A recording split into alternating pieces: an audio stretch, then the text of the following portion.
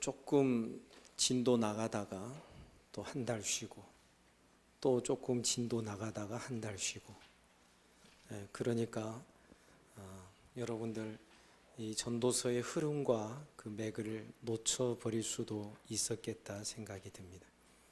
그런데 사실 매주일 계속 강론한다 할지라도 전도서의 말씀은 사실상 우리가 이해하기 참 어렵고 이렇게 우리의 마음과 귀에 들어오기가 쉽지 않는 내용을 담고 있습니다. 왜냐하면 다분히 철학적인 내용을 담고 있고 이 세계를 해석하고 바라보는 이 전도자의 마음의 이 안목이 사실 우리에게는 그렇게 익숙한 모습이 아니기 때문에 그렇습니다. 그러나 하나님이 전도서를 하나님의 계시된 말씀 안에 기록하여 두신 이유가 분명히 오늘날 이 시대 우리들에게도 그 뜻이 있다라고 우리는 믿습니다. 오늘날 이 세상 사람들이 얼마나 헛되게 살고 헛되게 살다가 그것을 깨닫는 순간 또 다른 선택을 하게 되고 그러한 일들이 얼마나 우리 주변에 많이 일어나고 있습니까? 해마다 자기 스스로 자기 목숨을 끊는 사람들의 숫자가 OECD 국가 중에서 우리나라가 제1위라 그러는데 인구 대비 말이죠. 참 이런 현상이 무엇 때문일까? 안 믿는 사람들은 그렇다 치더라도 우리 예수 믿는 사람들도 얼마나 우리의 삶을 참 살만한 가치가 있다, 재미나다, 우리 인생이 참 정말 맛있다, 그러면서 입을 쩝쩝쩝 다시면서 정말 그렇게 의미 있게 재미나게 사는 성도가 과연 우리나라에 얼마나 될까? 이런 생각들을 해보면 종합적으로 말씀드리자면 한국교회가 말씀 따라 형성되는 신앙이 아니기 때문에 지금의 이 수치스러운 상황도 만들어진 것이고, 왜? 말씀 따라 형성되는 신앙과 교회라면, 세워지는 교회라면 교회가 마땅히 세속 정치에 대하여, 세상 정치에 대하여 어느 정도까지만 해야 될 것인지 말씀이 우리에게 분명히 가르쳐 주고 있는데 성경을 잘못 해석을 하는 것이죠. 그래서 언젠가 제가 말씀드린 대로 구약 이스라엘의 역사는요, 그 이스라엘의 역사 속에 일어나는 일들을 우리나라에다가 국가에다가 곧바로 적용을 해버리면 이것은 해석을 잘못하는 것입니다. 따라서 합시다. 이스라엘 역사는 구약 교회 역사입니다. 예, 구약 교회입니다. 스데반의 사도행전 설교에도 보면 이스라엘이 40년 광야 생활을 진행하는 이 걸어가는 이 광야 시대를 가리켜서 광야 교회다, 광야 에클레시아다, 이렇게 스데반은 해석을 합니다. 이것은 일찍이 여러분 혹시 들어보셨는지 모르지만 로이드 존스 목사님, 영국의 아주 설교가로서 책도 많이 내고 하신 그런 분이 있죠. 그분이 일찍이 지적했던 해석학적 오류가 한국 교회 안에 너무 쉽게 번져 있는 것입니다.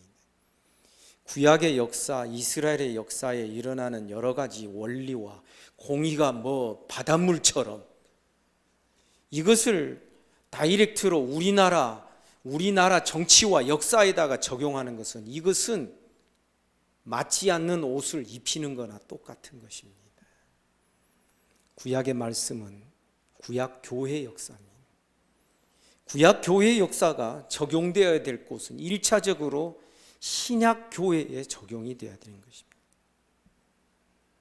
이러한 원리를 정말 그 차이를 분명히 깨닫는 우리들이 되어야 될 뿐만 아니라, 사실 전도서가 우리에게 필요한 이유는 전도서의 흐름대로 우리가 신앙이 쭉 쫓아가 봐야 됩니다. 우리가 다 경험할 수는 없기 때문에 성령 안에서 간접 경험이 우리의 직접 경험이 되기도 하고, 그래서 전도서가 이렇게 쭉 추적해 가고 가는 대로 우리도 그 신앙이 그런 식으로 형성이 돼서 마지막 결론이 아하 하면서 우리가 지금 가지고 있는 개혁주의 신학이라든지 말씀, 성경에 대한 우리들의 믿음의 고백들이라든지, 그래서 솔라 스크립투라 오직 성경으로만 하는 그 이야기가 사실은 전도서 마지막 끝부분의 결론으로 남아있거든요. 그래서 이 과정을 막 거쳐서 야 이거다 하면서 그거 붙들며 거기에 올인하는 그 신앙이 되어야 할 것인데, 그냥 이런 부분은 어려우니까 대충 뛰어넘다가, 그래서 나중에 가서는 우리의 신앙이 힘을 써보지도 못하는 신앙이 될 수도 있는 그런 안타까운 현실이 오늘날 한국 교회 안에 분명히 내재되어 있는 것입니다. 전도서는 1장 2절부터 12장 8절까지 한 묶음이라고 제가 말씀드렸습니다. 헛되고 헛되니 헛되고 헛되도다. 헤벨. 이 헛되다라는 이 표현이 12장 8절에서도 반복이 됩니다. 그래서 이 구조를 영어로 말하면 인클루지오 구조라고 부릅니다. 이게 뭐냐면 여기서 여기까지 한 괄호라는 것입니다. 여기서 여기까지 이 안에 있는 모든 것이 한 덩어리 헛되고 헛된 것을 지금 말하는 이 과정이라 하는 것입니다. 물론 이 중간에 전도자가 이 시도를 해봅니다. 막힙니다. 그러면 또 다른 시도를 합니다. 또 막힙니다. 그러면 또 다른 시도합니다. 이렇게 해서 이렇게 계속해서 가다가 결국 12장 이 8절까지 오게 되고 전도서의 제일 마지막 부분까지 결국 도달하게 되는데, 이때마다 무엇이 기록되어 있냐면 잠정적 결론이 나옵니다.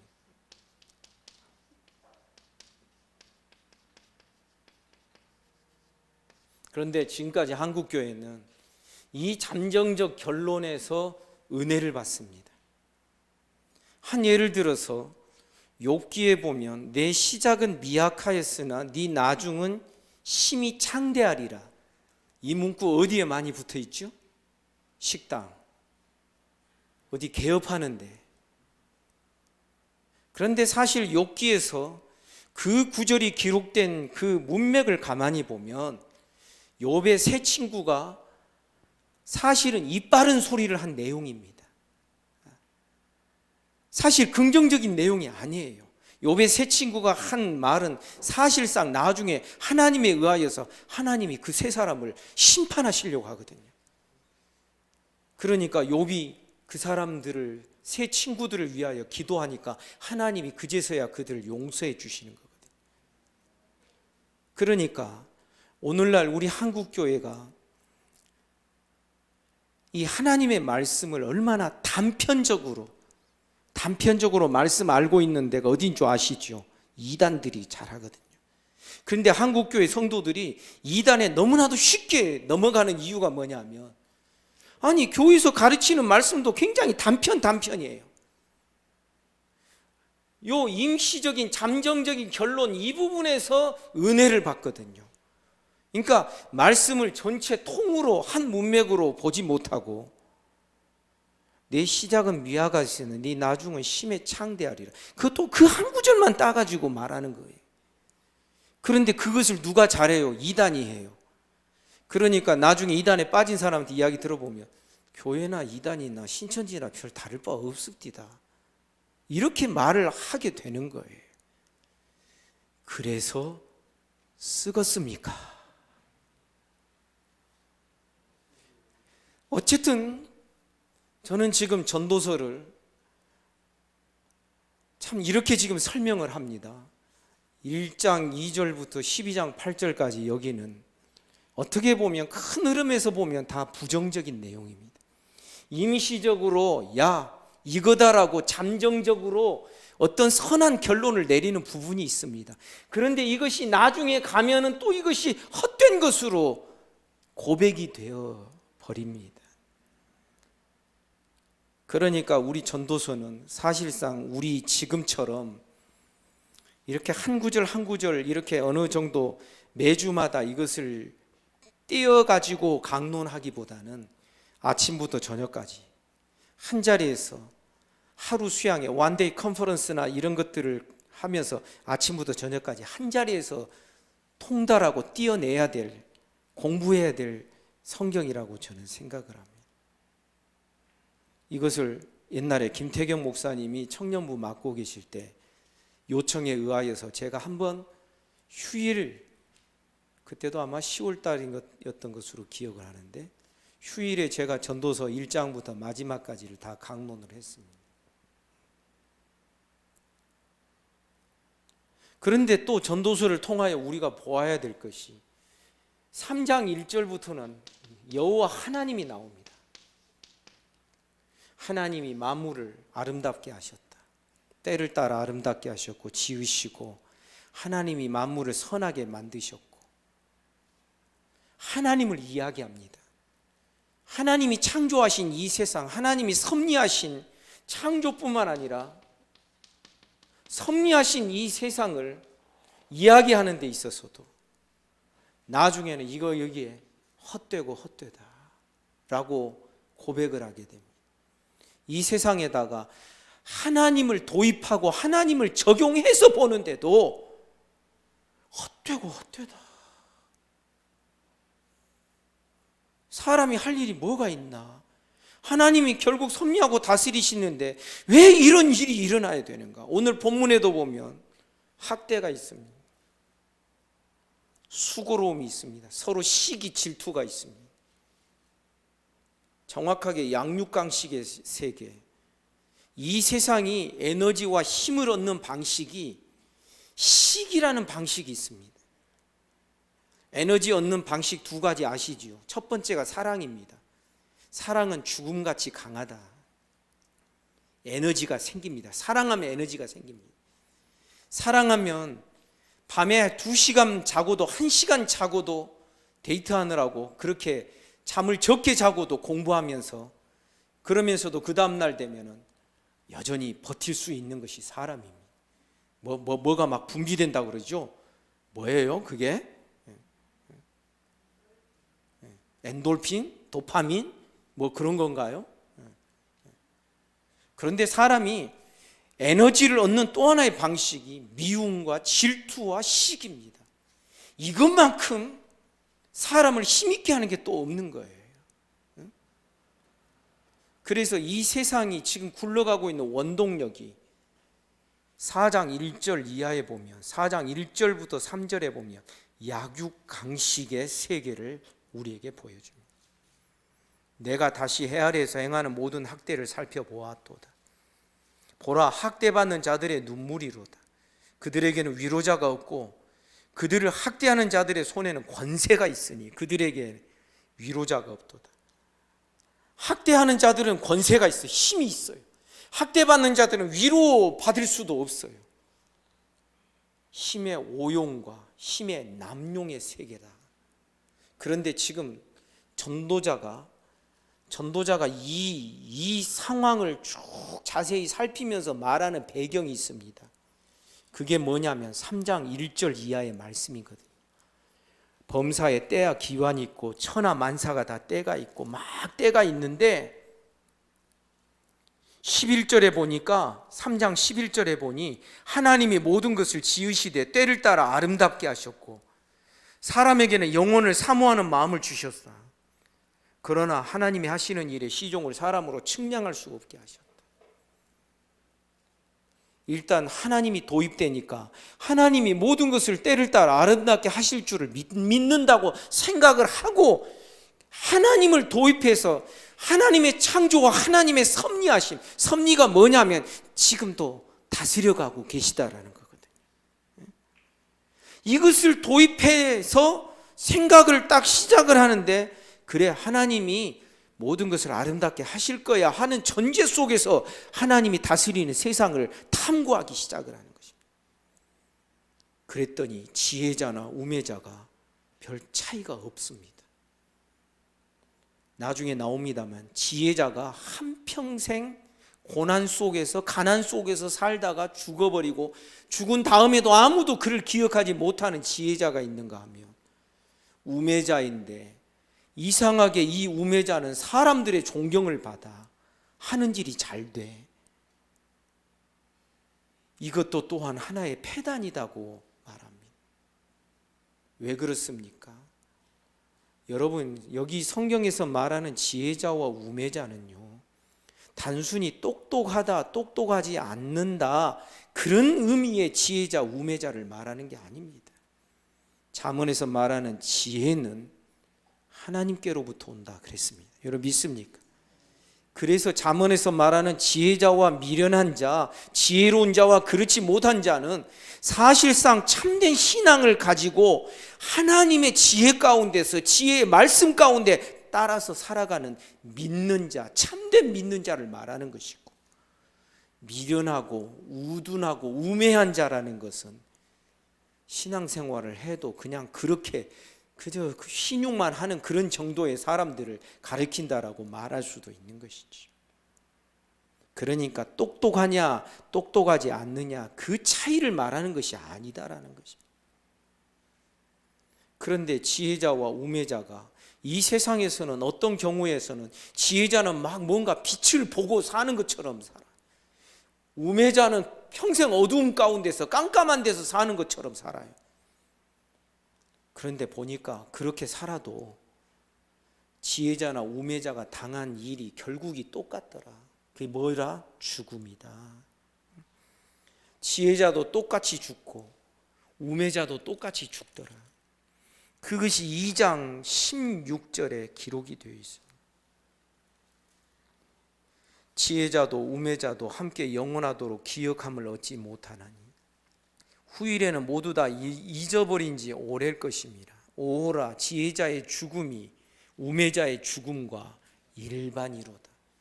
제가 이 부분을 설명할 때 죽음은 모든 것을 평균케 하는 평균대라고 제가 말씀드렸습니다. 우리 입관할 때 마지막으로 옷 다 입혀도 거기서 염도 하지요. 염할 때 여러분 못 보셨죠? 다 안 보여주지요. 근데 저는 염을 딱 한 번 해봤습니다. 목회자가 되어가지고 딱 한 번 해봤는데 그것도 간이로 자세히는 못하고 한 번 딱 해봤을 뿐입니다. 젊은 목사가 어떻게 이런 걸 할 줄 아냐고 서울에서 목회할 때, 부사역자 목회할 때 담임 목사님이 멀리 떠나가셔가지고 저기 성지 여행으로, 이스라엘 여행으로 떠나가셔서 비어있는 상황에서 할 수 없이 제가 이제 처치를 다 한 것이죠. 왜냐하면 그 집이 가난해가지고 장의사 부르는 뭐 여력도 없고 뭐 나중에는 불러도 그 다음날 오고 막 그런 그 집이었는데, 그래서 옆에 권사님 장로님들이 구목사님 염하실 줄 압니까? 그래서 이야기만 들었습니다. 그래서 하라는 거예요. 그래서 그럴 때 여러분 아시지요? 잘 못해요 주저주저 하면 성도들의 마음에 불안감을 준답니다. 그래서 마치 모든 것을 다 알고 있는 것처럼 약국에 가서 알코올 큰 병 하나 사오세요. 탈지면도 많이 사오세요. 그렇게 해가지고 사와가지고 다 닦아주고 몸 다 닦고 콧구멍 막고 입구멍 막고 귀 막고 항문도 나중에 다 닦아서 거기도 막 탈지면을 넣어가지고 그것을 다 막고, 그리고서 깨끗이 다 알코올로 씻기고, 이게 환자였거든요. 이분이 거의 한 10년을 중풍으로 누워 계시다가 돌아가신 분이니까 냄새가 얼마나 많이 나겠어요. 근데 하나님의 은혜로 냄새를 못 맡더라고요 제가.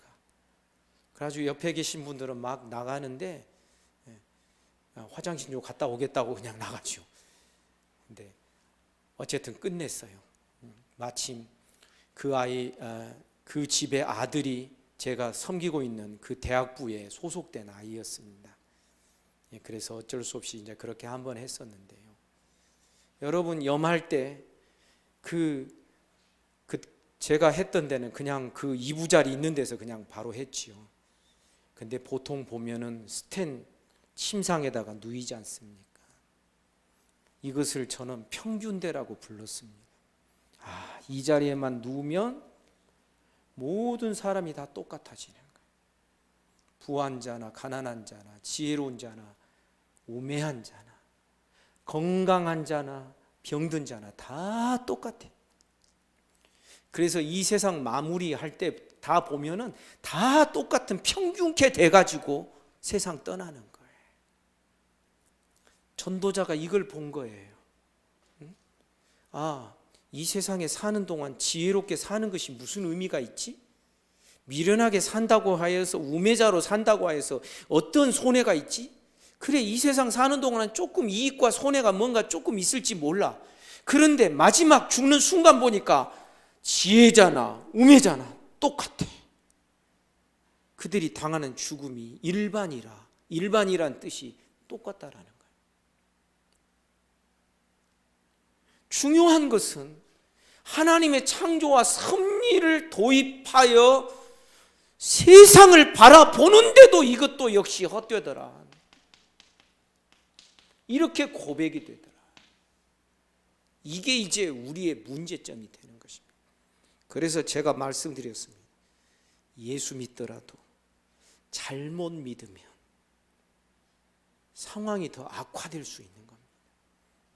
여러분, 유럽에 지금 많은 지성들이 하나님 안 믿는 것 같아요? 믿어요. 그런데 여러분, 하나님의 섭리를 믿는데도 교회 안 나가고 하나님 믿는 자다운 삶을 살지 않아요. 왜 그래요? 이것 때문에 그래요. 이것 때문에. 결국 그들이 이 유실론적 허무주의에 빠진 거예요. 왜 그런 줄 아세요? 하나님을 잘못 도입해요. 잘못 적용해요.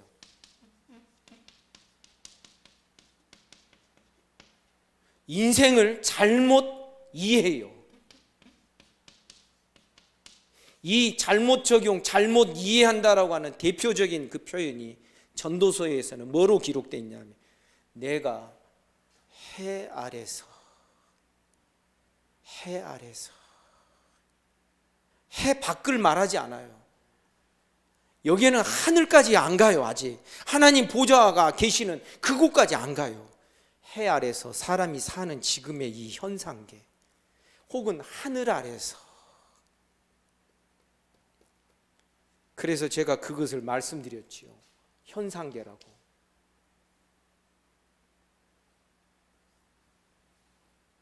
갑자기 한자가 생각 안 나요. 현상계.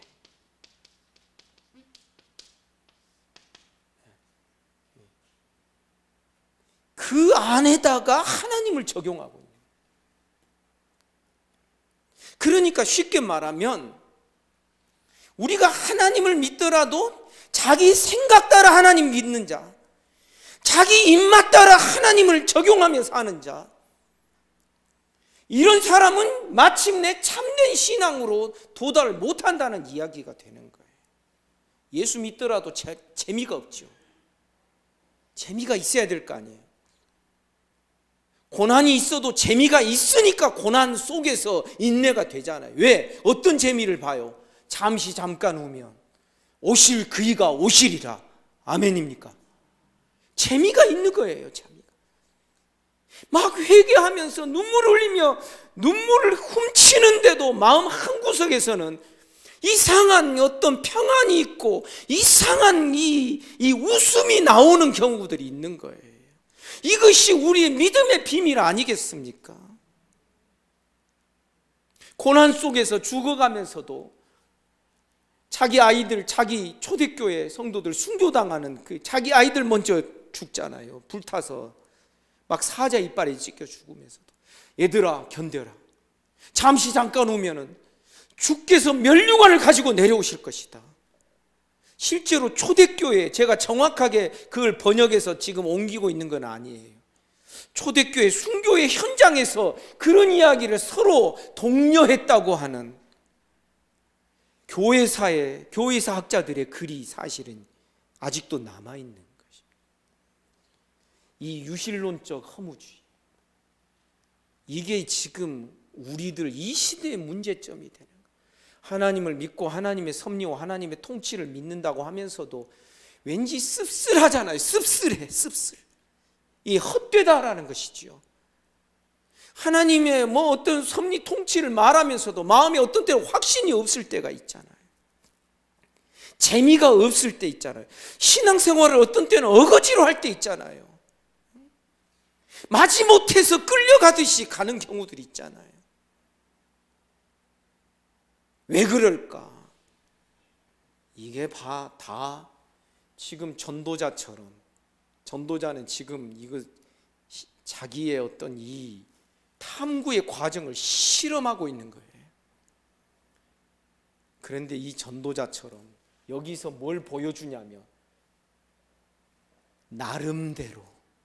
나름대로의 신앙을 보여주는 거예요. 그런데 이게 그 다음 단계에 가면 한계에 또 부딪히는 거예요. 헛되네.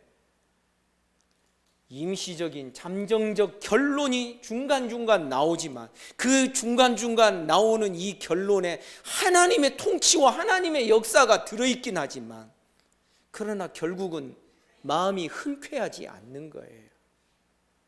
그러면서 여기까지 가는 것이지.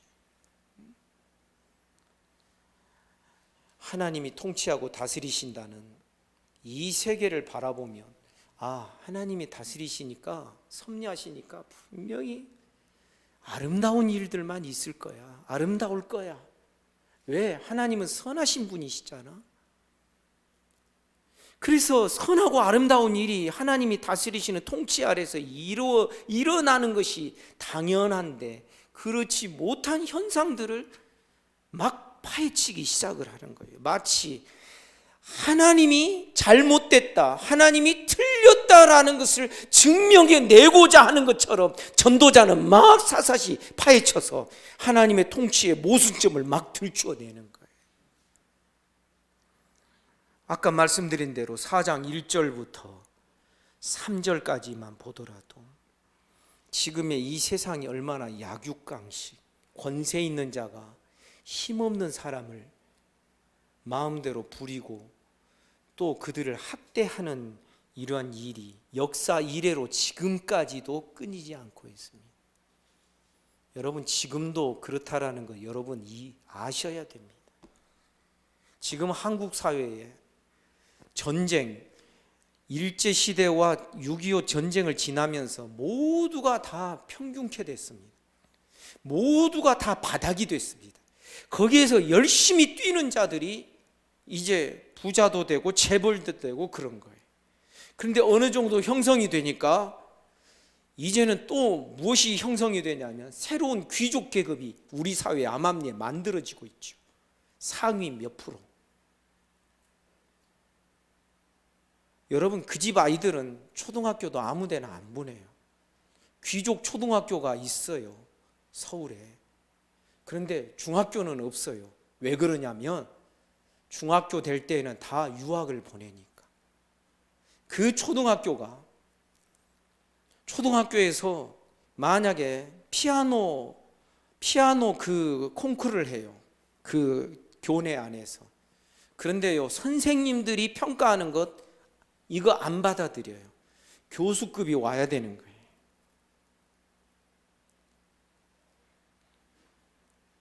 제가 아주 오래전에 20 몇 년 전에 읽었던 내용입니다.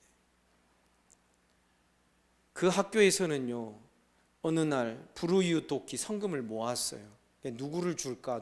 우리 학교 안에 불우이웃이 누굴까 해서 뽑았는데 그 아이 아버지가 어떤 사람이냐면 압구정동에서 큰 마트를 가지고 있고 서울에 몇 개를 가지고 있는 사람이에요. 그런데 불우이웃이래요. 그 집이. 그러니까 다른 아이들의 그 수준을 아시겠죠. 여러분, 우리 사회가 계급 사회가 지금 되어 있습니다. 그것을 가늠하는 기준이 돈입니다. 이 징글징글한 돈이 말이죠. 이런 이야기 너무 많이 하면 우리 젊은이들 힘 빠져요. 그런데 기죽을 필요가 없는 거예요. 모든 인생은 풀과 같고 그의 영광은 풀의 꽃과 같도다. 여러분 말씀 믿습니까? 믿으시죠? 그래서 우리 예수 믿는 사람들은 절대 기죽을 필요 없는 거예요. 가난하다고 기죽지 말고, 공부 많이 못했다고 해서 기죽지 말고, 키 작다고 기죽지 말고, 눈 작다고, 눈 제일 작은 사람은 손톱 자국이라 부르죠. 단축구멍이 아니라 이제는 손톱 자국. 눈 작다고 기죽지 말고, 기회가 되면 쌍수도 한번 해보고.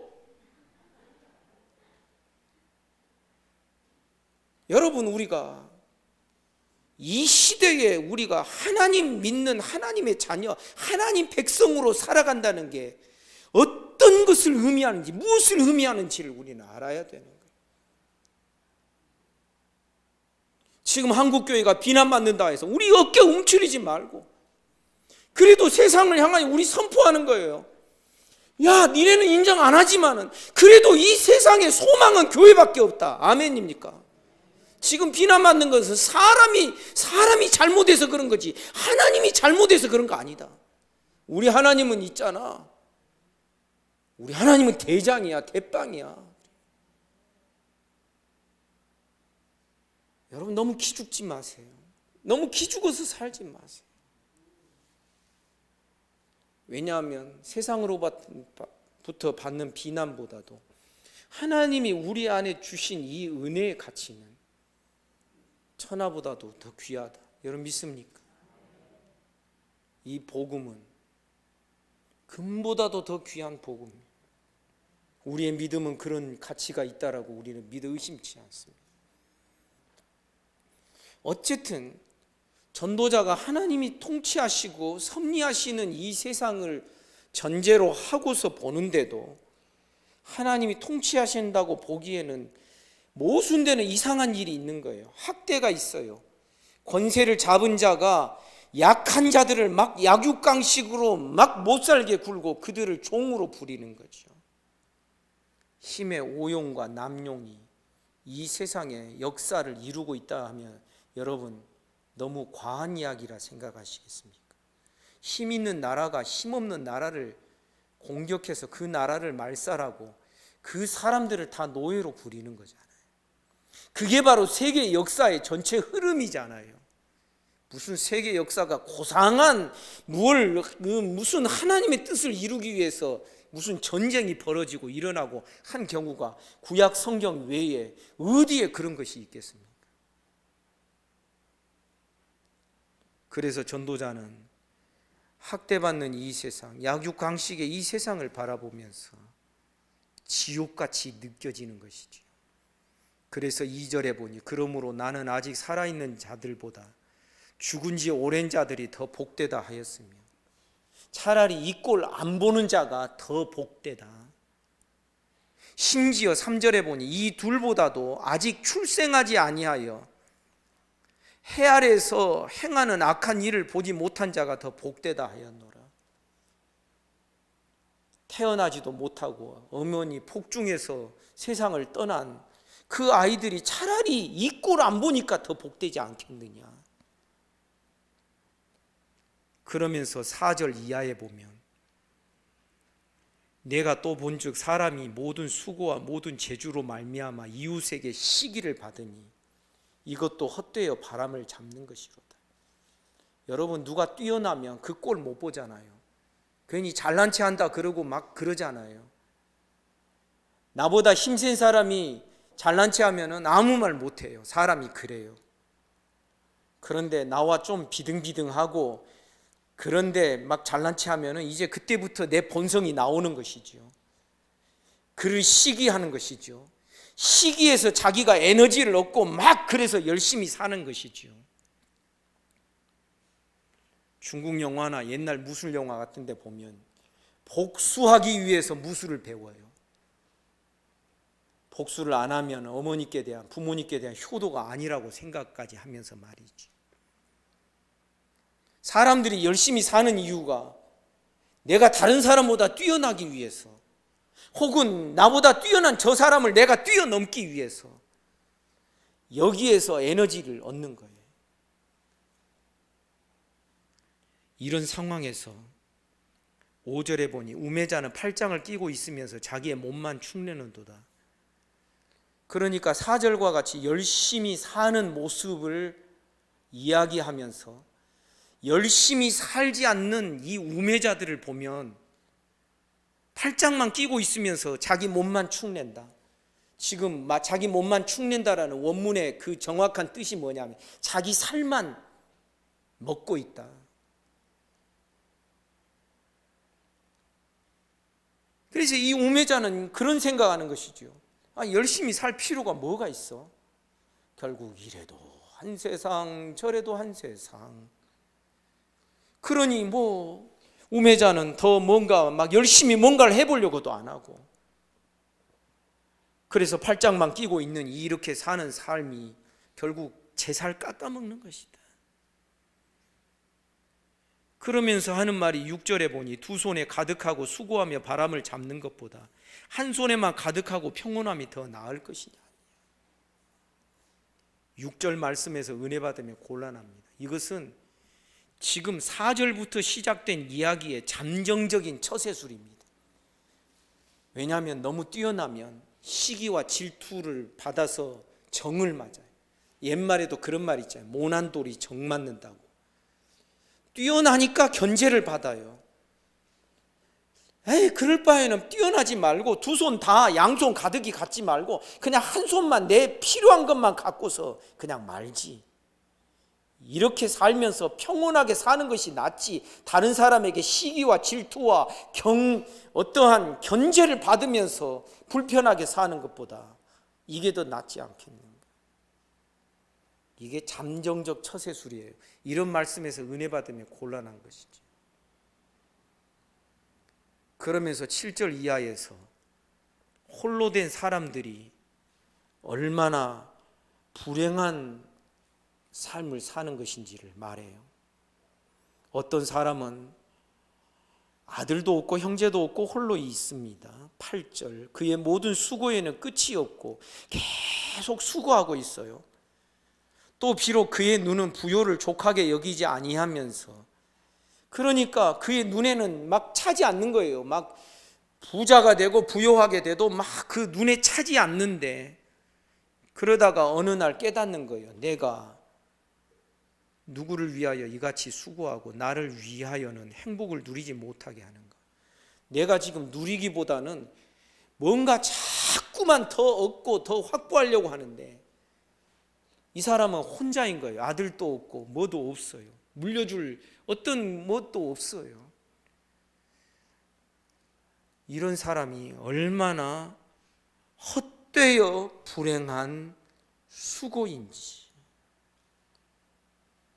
그래서 잠정적인 결론으로 9절부터 12절이 이야기되고 있어요. 야, 그러니까 두 사람이 한 사람보다 낫겠구나. 왜? 혼자 있으면은 뭐 결국은 다 어떻게 돼? 이 모든 수고가 누구 것이 돼? 둘이 있으면, 아들이라도 있으면 아들이라도 그것을 물려받지. 그래서 두 사람이 한 사람보다 나으면 그들이 수고함으로 좋은 상을 얻게 되고, 10절 혹시 그들 중에 하나가 넘어지면 또 다른 하나가 그 동물을 붙들어 일으키려니와 홀로 있어 넘어지고 붙들어 일으킬 자가 없는 자에게는 화가 있을 것이다. 동료가 있어야 된다. 친구가 있어야 되는구나. 같이 함께할 사람이 있어야 되는구나. 야, 그래, 맞아. 이 각박한 세상 속에서 내 편이 있어야 돼. 내 사람이 있어야 돼. 여러분 은혜 받으시죠? 광훈이 형제한테 참고로 제가 말씀드리면, 제가 이전에 이 말씀을 잘 깨달은 것이 못 되었을 때 제가 제 결혼식 그 순서지에다가 이 구절들을 그대로 써놨다는 거 아닙니까? 이렇게 살겠다라고. 안 웃으시네요. 그래서 꼭 그렇게 하라는 뜻 아닙니다. 11절 두 사람이 함께 누우면 따뜻하거니와 한 사람이면 어찌 따뜻하랴. 12절 한 사람이면 패하겠거니와 두 사람이면 맞설 수 있나니 삼겹줄은 세겹줄은 쉽게 끊어지지 아니하느니라. 나와 동지가 되고 나와 같은 이런 하나의 이 내 편을 이루고 있는 사람이 많은 것, 이것은 쉽게 끊어지지 않는다라고 잠정적인 결론에 도달하게 되는 것입니다. 그러니까 사람이 수고해서 얻은 것이 얼마나 많으냐가 중요한 게 아니라 그 수고한 것을 누구를 위하여, 그 다음에 누구에게 그 수고를 끼칠 것인가, 이것도 생각하면서 사는 자들이 되어야 된다라는 것이지요. 삼겹줄은 쉽게 끊어지지 않습니다. 그런데 보니까 그 삼겹줄도 아니 3겹줄 아니라 5겹줄, 6겹줄, 아니 수백 겹줄이 되어도 나중에는 그것도 쓸모가 없을 때가 있다라는 것이 13절부터 16절까지의 말씀입니다. 자 보세요. 13절 가난하여도 지혜로운 젊은이가 늙고 둔하여 경고를 더 받을 줄 모르는 왕보다 낫다. 그는 14절 자기의 나라에서 가난하게 태어났을지라도 감옥에서 나와 왕이 되었다. 지금 왕이 젊었을 때가 있습니다. 젊었을 때에 감옥에서 나와서 그냥 산전수전 겪으면서 그렇게 해서 나라를 일궜습니다. 그런데 보니까 15절에 내가 본즉 해 아래서 다니는 인생들이 왕의 다음 자리에 있다가 왕을 대신하여 일어난 젊은이 쪽으로 쏠리게 됩니다. 지금 무슨 뜻입니까? 왕이 처음에는 가난한 자에게서 가운데서 났습니다. 감옥에 있다가 나왔습니다. 그리고서 정말 입지전적인 인물이 되어가지고 막 고난과 환난 속에서 정말 사람들을 막 자기의 사람으로 만들어가면서 한 나라의 왕이 되었습니다. 그런데 이 왕이 나이가 들어서 늙게 됩니다. 귀도 둔하여지고 마음도 좀 고집스러워지고 뭐 그랬을지 모르지요. 그러니까 그동안 이 왕의 다음 자리에 앉아있던 자들, 15절 왕과 함께 왕의 그 은혜와 은택을 지금까지 함께 누렸던 그 동료 대신들, 신하들이 이 늙은 왕을 배신하고 그 다음에 일어난 젊은이와 함께 앉게 되더라. 쉽게 말하면 아무리 삼겹줄, 아니 아무리 하나의 동료의 그룹을 이루어도 나중에는 어떻게 된다? 자기의 이익을 따라서 그 신뢰를 저버리고 배반하는 일들이 이 세상에 있더라는 것. 그러니까 아무리 내 사람이 많아도 언제까지나 내 사람일 수가 없는 것. 이것이 이제 헛된 이야기로 고백이 되는 거죠. 더군다나 이 왕의 다음 자리에 앉았던 왕의 은택 아래서 자기들도 한 자리씩 하면서 그 혜택을 보면서 살았던 사람들이 이제는 이 왕이 늙고 그러니까 젊은 왕을 좋아하고 젊어서 새로 일어난 그 사람들을 붙들고 뭘 한다고? 자기 이익을 추구하면서 자기 이익을 따라서 마음이 여기서 저기로 이동이 되더라 하는 이야기입니다. 그래서 16절 그의 치리를 받는 모든 백성들이 무수하였을지라도 후에 오는 자들은 그를 기뻐하지 아니할 것이다. 아무리 동료가 있고 아무리 삼겹줄이 있어도 그것 계속되는 거 아니더라. 사람들의 민심 이반은 사람들마다 자기 이익을 따라서 자기에게 얼마나 유익이 되느냐 그렇지 않느냐에 따라서 사람들의 마음과 여론은 여기서 저기로 싹 바뀌어버리는 것이지. 신의가 없고 이런 현상을 보면서 이것도 헛되어 바람을 잡으려는 것이라. 다시 말씀드리면 처음에는 야, 혼자는 불행하구나, 혼자서는 안 되는구나, 혼자서 살아서는 안 되겠구나, 이렇게 생각하고 자꾸 삼겹줄을 더 만듭니다. 그런데 이 삼겹줄도 결국은 나중에 시간이 지나면 그 삼겹줄을 이루었던 사람들도 자기 이익을 따라서 견해를 달리하고 다른 사람에게로 마음을 옮겨버리는 이런 일들이 있게 되더라. 전도자는 말합니다. 이것도 헛되어 바람을 잡으려는 것과 같도다. 약육강식의 세상, 시기와 질투가 난무하고 그것으로 힘을 얻는 세상.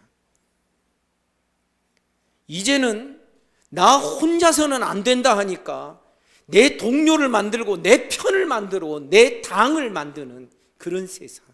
그러나 당을 만들어 봐도 결국 그 당도 나중에는 이권 앞에서는 서로 분열하고 서로 배반하는 그러한 세상. 이게 하나님 다스리시는 세상이 맞습니까? 지금 전도자는 그 항변 섞인 질문을 던지는 거예요. 사랑하는 여러분, 사실 더 가야 됩니다. 왜냐하면 우리가 이 허무주의로 사실 주일 저녁을 마무리할 수가 없잖아요. 그런데 어찌됐든 이렇게 가봤다, 막힙니다. 또 이렇게 가봅니다. 또 모순이 생깁니다. 또 다르게 가봅니다. 어찌됐든 이렇게 다 가면서 일의 결국을 다 들은 자의 결론이 이제 마지막으로 12장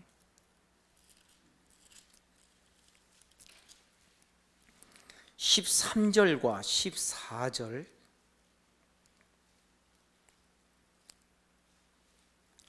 다 같이 함께 읽겠습니다.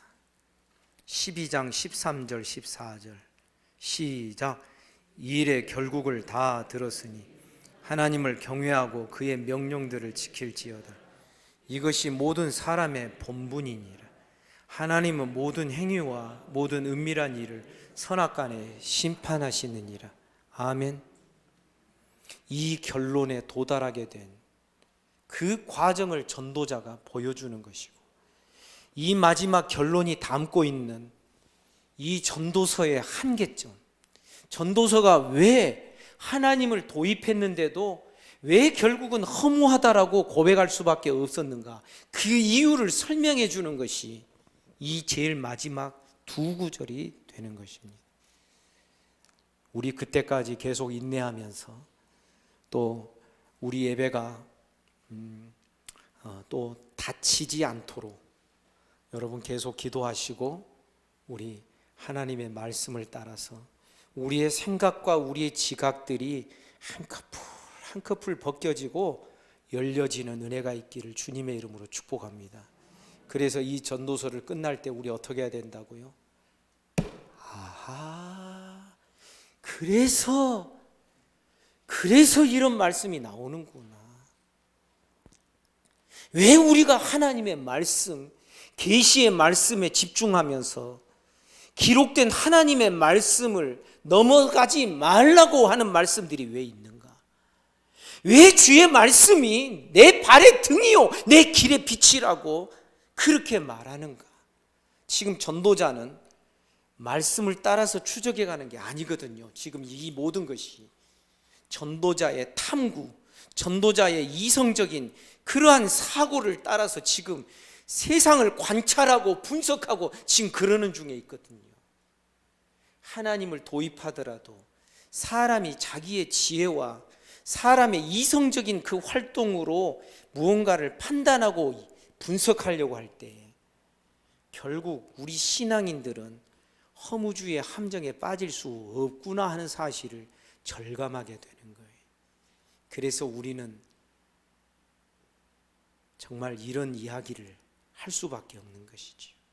말씀이 가는 곳까지만 가고, 말씀이 멈추는 곳에서 멈추고, 말씀으로 내가 형성되고 내가 빚어지는 것이 최고의 축복이다.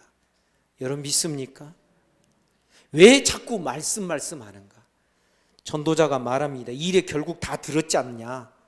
사람의 지혜와 사람의 이성적인 능력으로 결국은 어느 함정에 빠지게 될 거라는 것 니네가 다 듣지 않았느냐.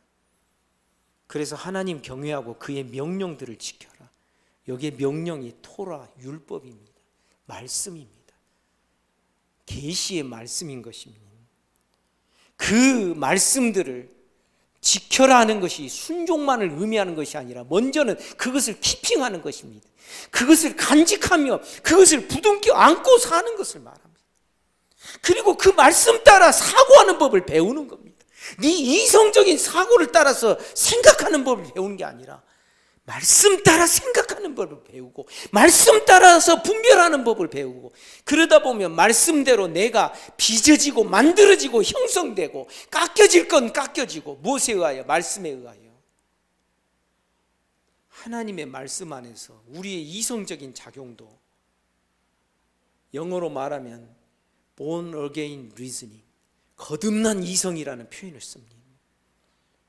여러분, 하나님의 말씀과 우리들의 사고와 생각이 거의 일치점이 되어갈 때쯤에 보면은 우리의 생각이 성경적 생각과 사고를 하고 있는 것을 경험할 수가 있는 것입니다. 그런 것이지요. 결국은 하나님의 말씀으로 우리를 다시금 재창조로 빚어내시는 것이 우리들의 신앙 생활의 목표가 되어야 하겠다라는 것입니다. 나머지 이야기는 또 계속 이어지도록 하겠습니다. 앞자리 비었으니까 많이들 오라 그러십시오. 안 되면 저쪽 찬양대실 열어놓겠습니다. 이것이 언제 또 막힐지 모르니까 우리 기회 있는 대로 열심히 모여서 말씀 깨달으며, 아하, 한자어로 말하면 불력여로와, 이 또한 기쁘지 아니한가. 여러분, 말씀을 깨닫는 기쁨이 있으시기를 주님의 이름으로 축복합니다. 기도하겠습니다.